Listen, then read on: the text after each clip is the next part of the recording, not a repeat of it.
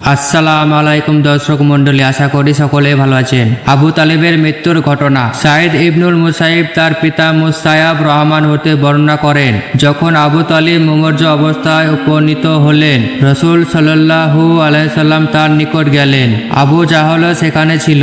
নবী করিম সাল্লাল্লাহু আলাইহি সাল্লাম তাকে লক্ষ্য করে বললেন, চাচাজান, লা ইলাহা ইল্লাল্লাহু কালেমাটি একবার পড়ুন, তাহলে আমি আপনার জন্য আল্লাহর নিকট কথা বলতে পারবো।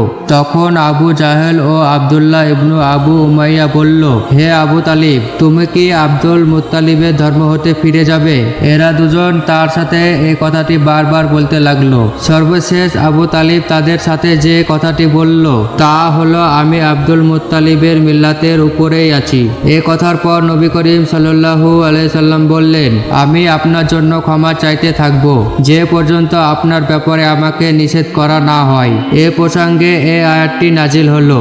নবী ও মুমিনদের পক্ষে উচিত নয় যে তারা ক্ষমা প্রার্থনা করবে মুশরিকদের জন্য, যদি তারা নিজের আত্মীয় হয়। তবুও যখন তাদের কাছে এ কথা স্পষ্ট হয়ে গেছে যে তারা জাহান্নামী, আরও নাজিল হলো, আপনি যাকে ভালোবাসেন ইচ্ছা করলে তাকে হিদায়েত করতে পারবেন না। বুখারী হাদিস 3884। আনসাদের মর্যাদা অধ্যায় আবু তালিবের কাহিনী অনুচ্ছেদ।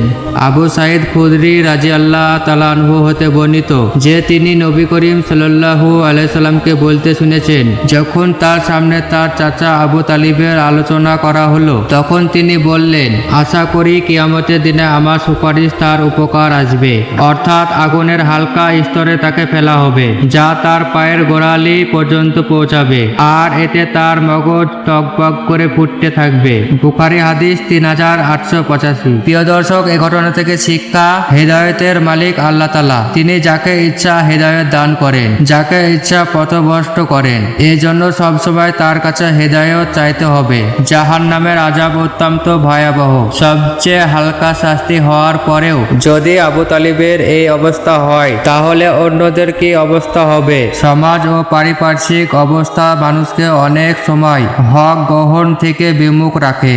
প্রিয় ভাই ও বোনেরা, এই ধরনের ভিডিও পেতে আমাদের চ্যানেলটাকে সাবস্ক্রাইব করবেন। ইসলামিক ভিডিও, কিয়ামতের আলামত, নবীদের ঘটনা, ইসলামিক ইতিহাস এবং আরও অন্য ভিডিও পেতে আমাদের চ্যানেলটাকে সাবস্ক্রাইব করুন। আর কমেন্টে লিখে যাবেন আমাদের ভিডিওটি কেমন হয়েছে। আমিন।